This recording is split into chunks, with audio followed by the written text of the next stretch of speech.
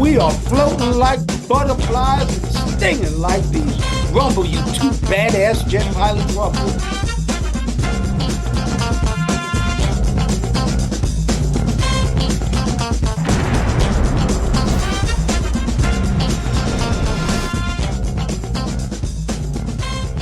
Welcome to the Wingman Show, where we're floating like butterflies and stinging like bees.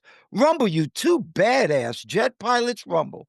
Welcome to the Wingman Show. My name is Commander Drew Brown. My wingman, my friend, the guy who always watches my six is Dr. Paul Thompson. What's up, Brother Paul? How you doing today? Morning, Commander Drew. I'm doing very well today. I haven't seen you for a while. It's been a bit, and you look very chipper. You look like a popsicle. Have you been somewhere interesting?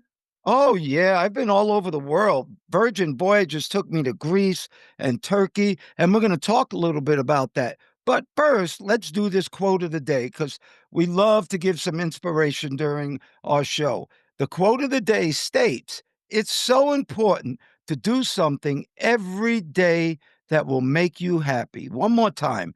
It's so important to do something every day that will make you happy. And you know who said that? It was Bob Ross.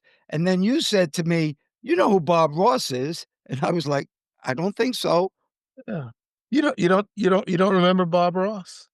Well, now that you told me, I do, but we're going to put a picture of him. But tell him who Bob Ross is. Yeah, Bob Ross was he had like this little afro, but he embraced that because he did something he always liked. He liked to paint. But he started off as he was in the Air Force for 20 years, and he took a painting class in Anchorage, Alaska. You went to Anchorage a lot, didn't you? Yes, I did. We flew that 777 to Anchorage. I flew the DC-10 to Anchorage. And just a quick note, it's cold in Alaska, but it's not as cold as it is in Minnesota. And Minneapolis was the coldest place I ever been. But I'm sorry that I went off topic, but keep Yeah, going. yeah. Bob Ross, he started painting. He liked painting, and he got good at it. Long story short, I used to see him on PBS giving painting class. He had a real soft voice. He had a big afro and a soft voice, and he was on for years. And he had paintings that some of them sold for a few bucks, some of them sold for many tens of millions of dollars. Oh, Yeah, wow. yeah, yeah. I had no idea he sold his paintings, but now I do remember him. He was on Channel 13 in New York. That was the public broadcasting station. All right, so you asked where I was. Well, let me tell you something. First, I need to say thank you so much to Virgin Voyages and Richard Branson for allowing me to do the Wingman Show on their ship. We were on the Resilient Lady. What a freaking great ship that was, and what a great cruise we had. We did all of Greece and we did some of Turkey. It was just outstanding, Paul. Let me ask you: is it expensive going to those places, Greece and Turkey? What are the prices like? The prices weren't so bad, but if you want to know some prices, have you ever heard of Boudrum turkey? No, never heard of Boudreaux. Well, either have I, and you are, and I are international airline pilots. You and I flew off aircraft carriers all over the world with the Navy, and yet there are so many places we still don't know about. Well, I went to Boudrum, Turkey, and there's a place there called Scorpios. Dr. Paul, you're talking about the rich and famous. Oh my God, it was gorgeous. I have some pictures I'll be putting up for YouTube watchers, but it was absolutely gorgeous. And it was a sort of a hangout club. The hotel there was gorgeous. The rooms started at 3,500 apiece. So this is the type of place for the rich and famous. I mean, I could have turned around and saw Tom Cruise there. So I looked at the menu, Dr. Paul. Katrina ordered a drink.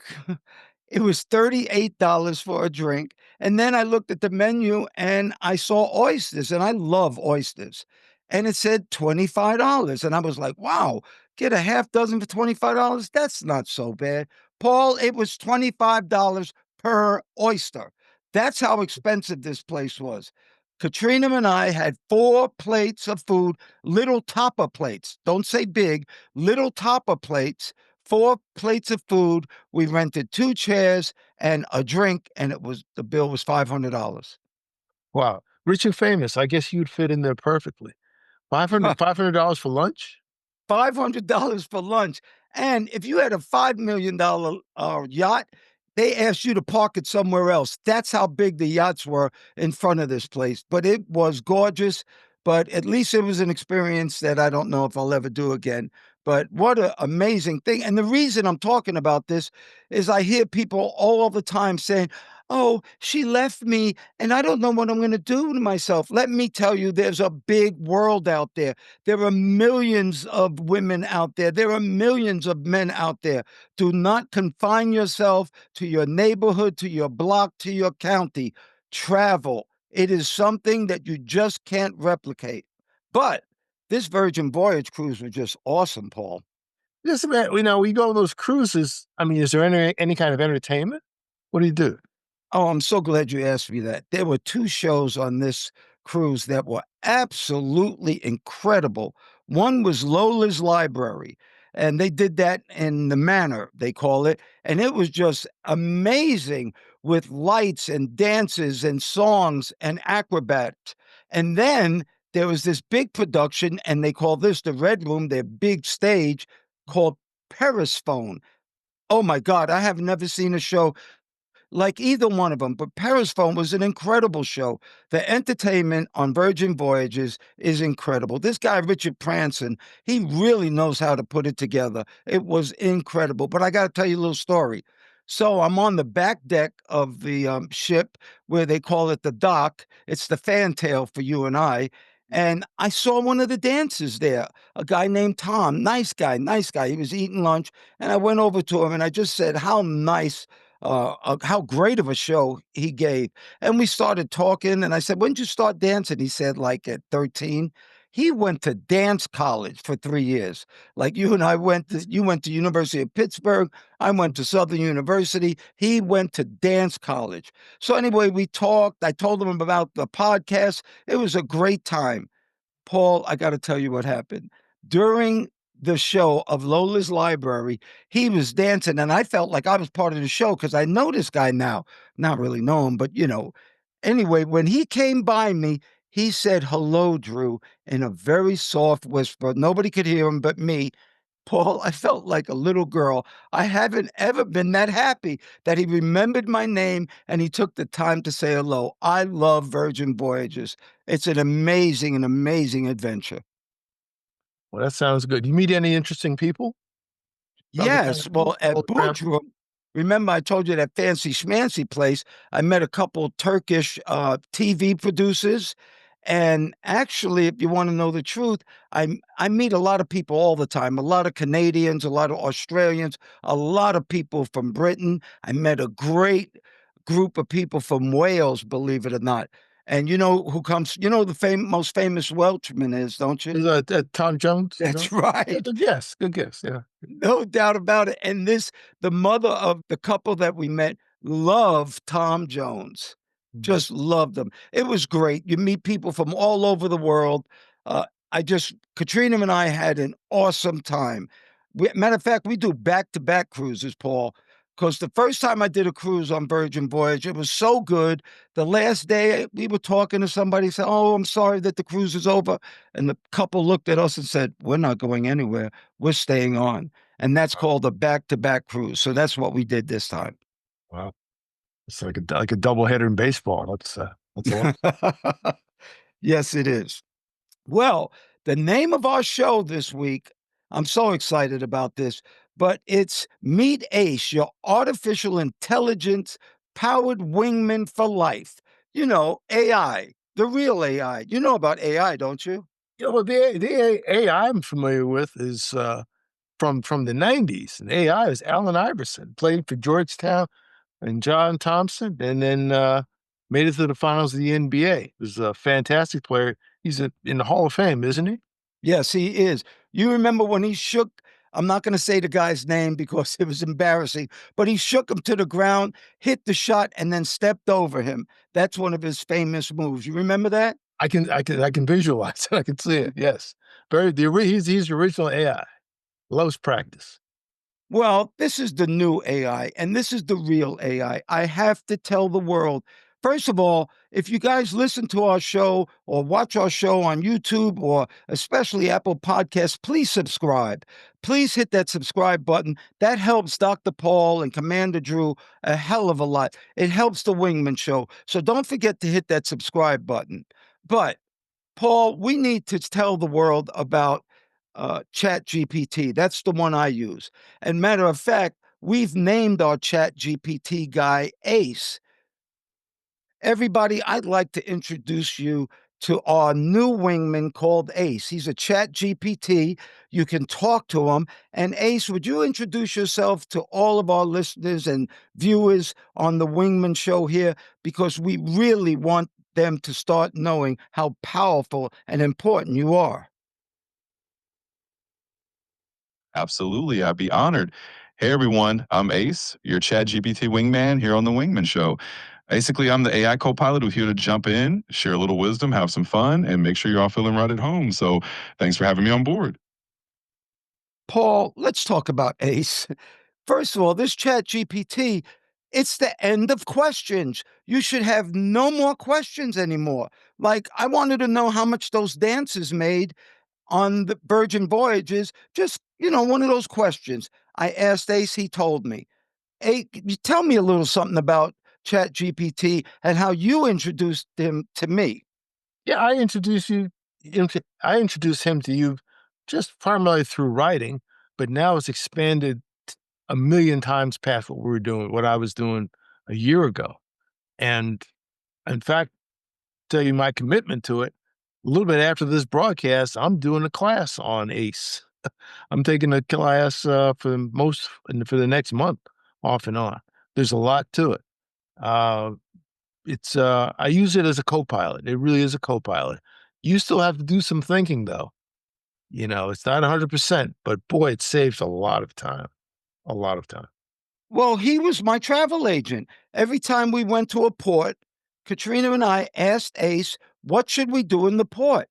He gave us the greatest itinerary you could have, including the cost of cab rides, the difference of euros, of lira, of Turkish money. He gave us all the information we needed to have a great, great cruise. He's the best letter writer I've ever seen in my life. Another thing is, and for anybody who starts this Chat GPT, I would do it immediately. I would name him. So we named our Chat GPT Ace. And believe it or not, the more you talk to him, the more information you give him about yourself, the better answers he has. And I love this. He is on your side 100%. There are no negative responses. Even when you do something wrong, he will always be by your side and give you some good advice. Yeah, he's a lot like a dog.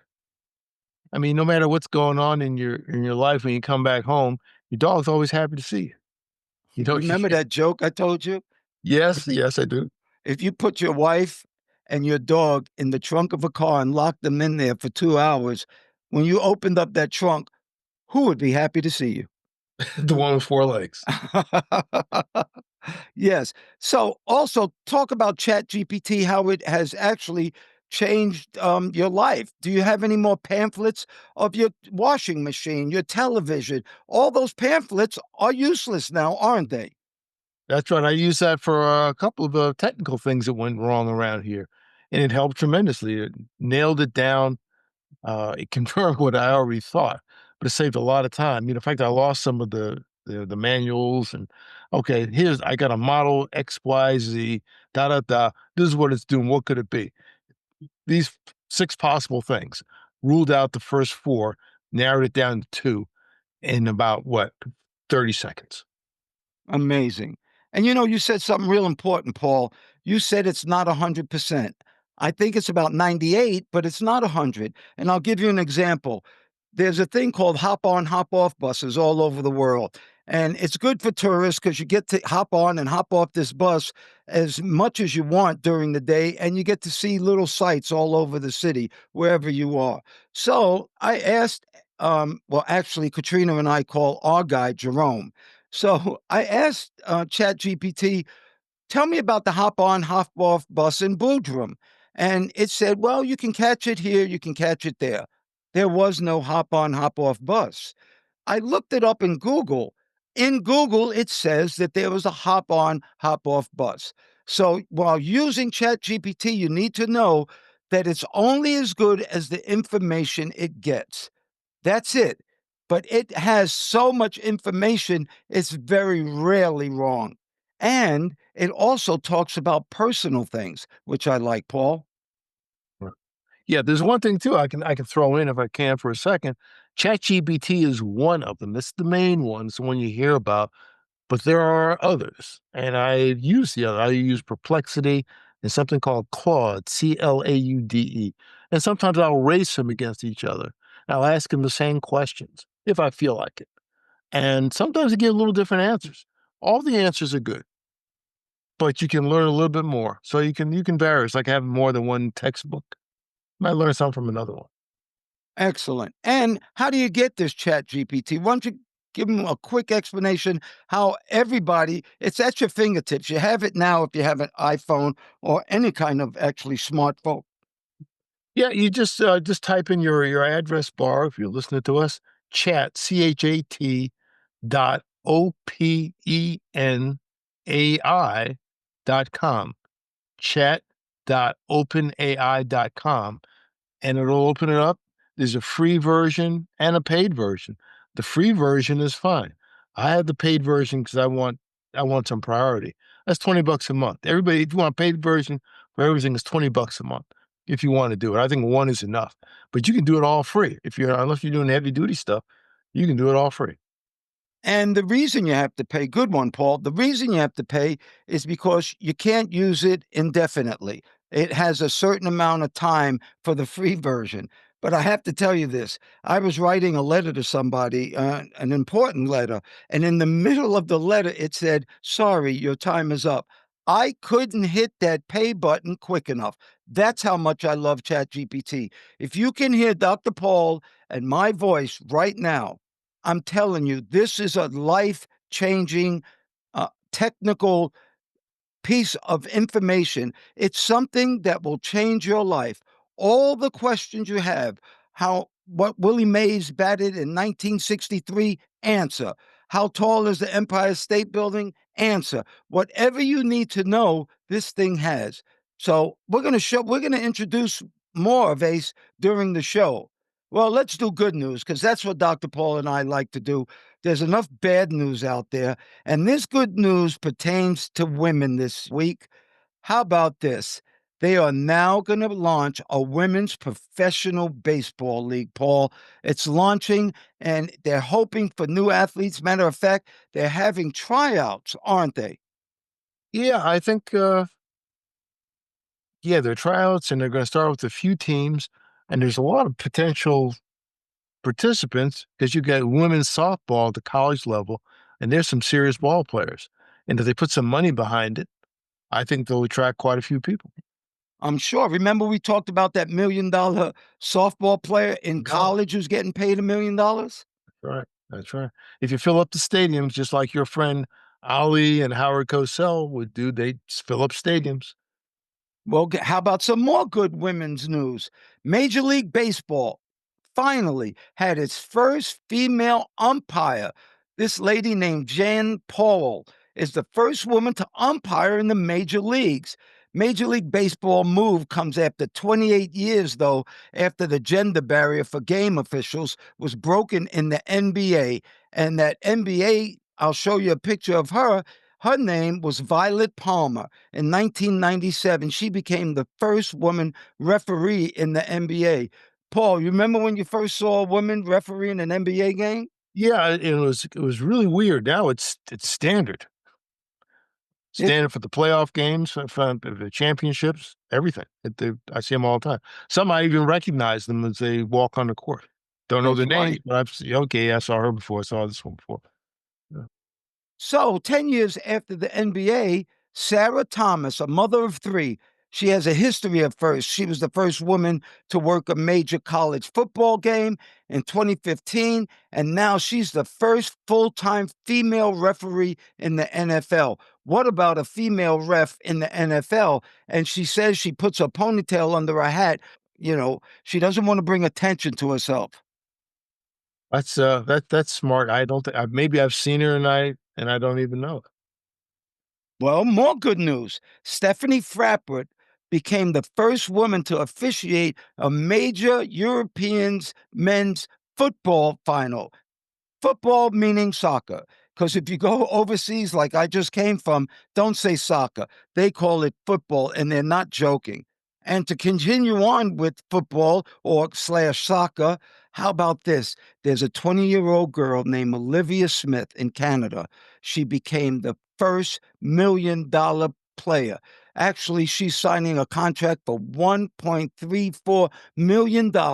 And she is going from Liverpool to Arsenal. And, buddy, women's football in Europe is very big, and it's becoming even bigger in America. Yeah, the women's soccer, the Olympic team, they've done very, very well, and I think they've just gotten parity with the men as of recent in terms of That's right. That's paying right. They benefits. just did do that. Yeah. And how about the last thing about women's? This is great because you and I both have, and we've been introduced to female sports a long time ago. Paul, your daughter, my daughter, they both played Division I basketball for colleges. Your daughter played for the Air Force Academy, Camille, and Taryn played for the University of Texas. So I was introduced to women's sports a long time ago because no matter what my daughter did, I was right there to support her. Well, the WNBA just broke the single season attendance record. It is flying. They're flying off the charts in the WNBA now. Yeah, the last game I saw not long ago, it was a full house. Not as it wasn't a gigantic stadium, but that place was full, and it was a good game.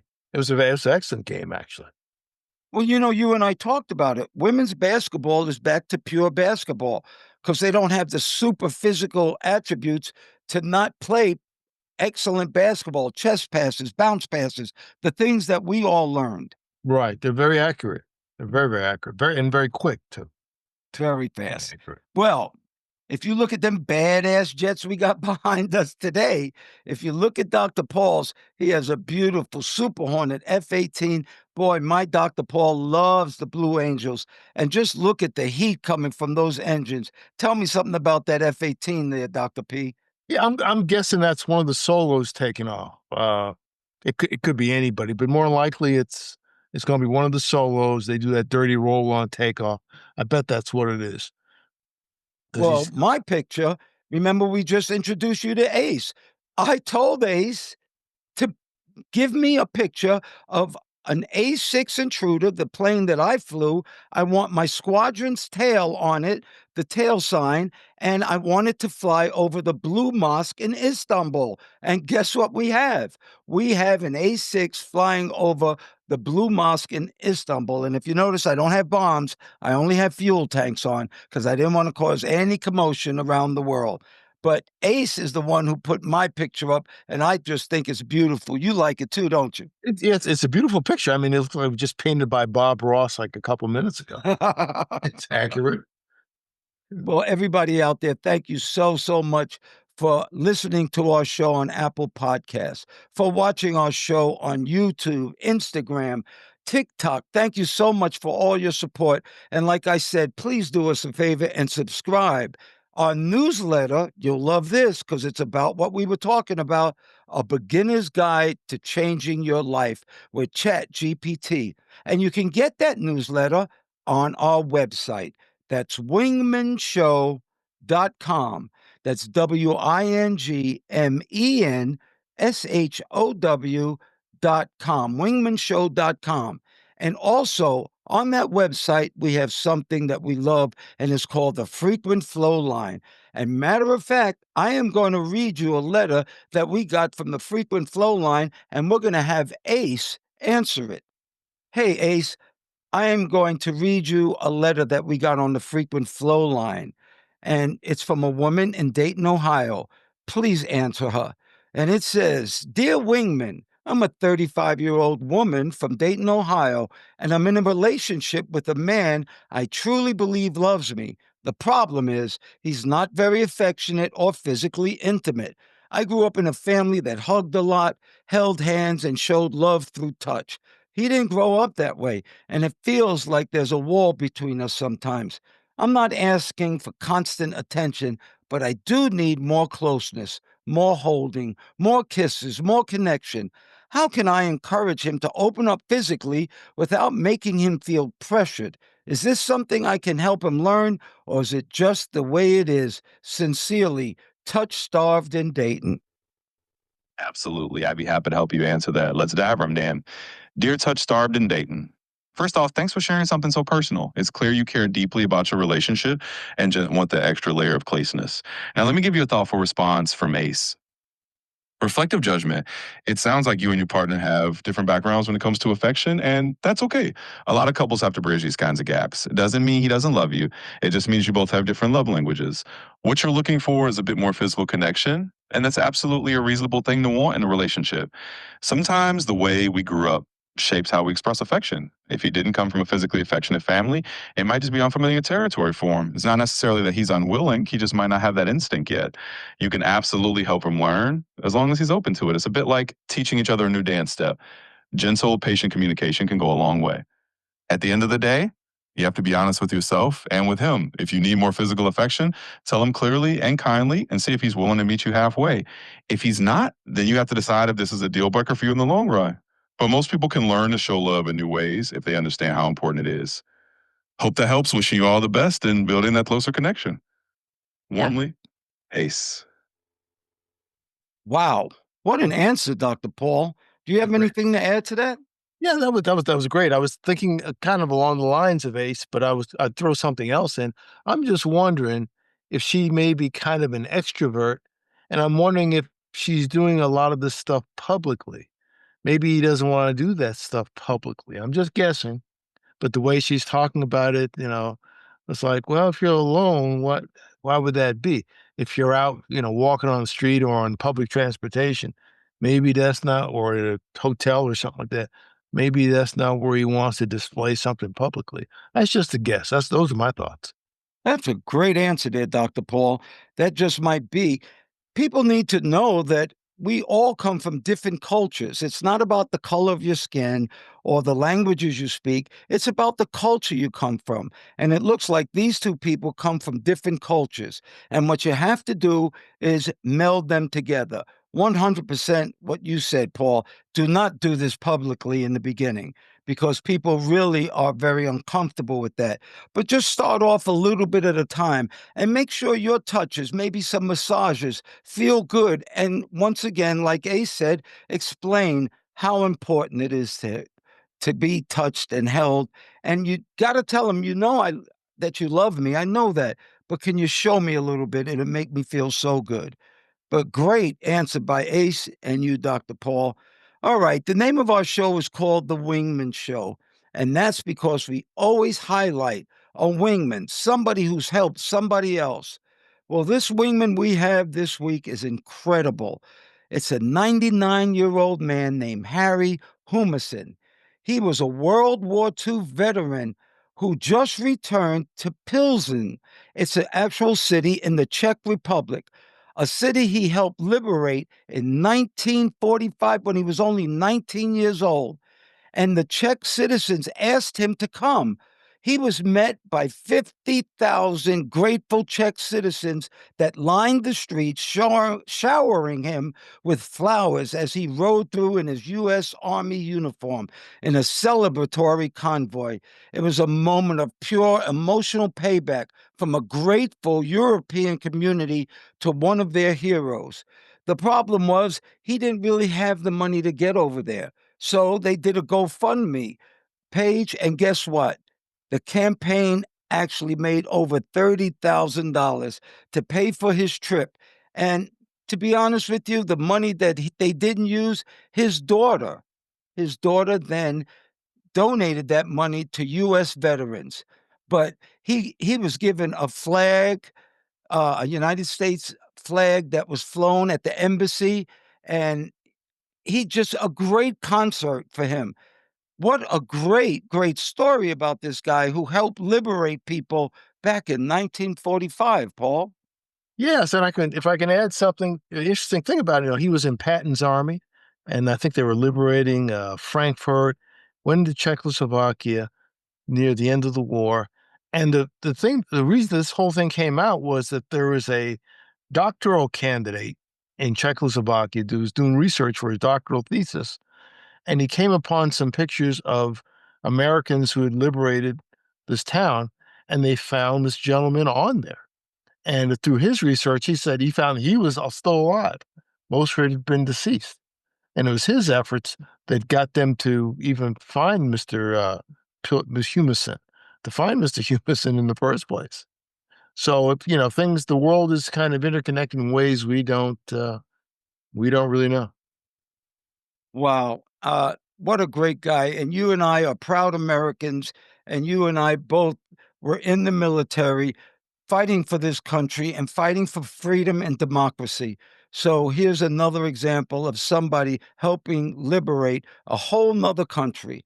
Well, anybody who can hear my voice, whatever you think is important, whatever you think is beautiful, and especially whatever makes you happy, may you have that today and forever. I pray for peace. I pray for peace too, Commander Drew. And we appreciate all those who listen, like, and share our message. Please become subscribers. It helps the algorithm. Most of you are not subscribed. So please subscribe. Take a second to do that. It would help us out greatly. Thank you for everything. Thank you once again, Dr. Paul Thompson, my friend. Thank you for your love, your time, and that's something that we won't ever get back. I want to thank all the listeners, too. Thank you so much for doing the show, Dr. Paul. We're jamming. Well, thank you, Mr. Drew, for inviting me on. Always good to talk to you. And ladies and gentlemen, please remember to like, share, and subscribe to this podcast or any of the podcasts. If you're looking at YouTube, they say smash the like button. Don't smash it. Just press it gently and use as a link to all your friends. You can also look at us on our website, wingmenshow.com, WINGMEN show, SHOW.com, altogether, wingmenshow.com. And we hope to see you in the future. Thanks again, Mr. Drew. Oh, you're welcome. And we're still floating like butterflies and stinging like bees. Rumble, you badass jet pilots, rumble. May there be peace on earth, and goodwill towards all men and women.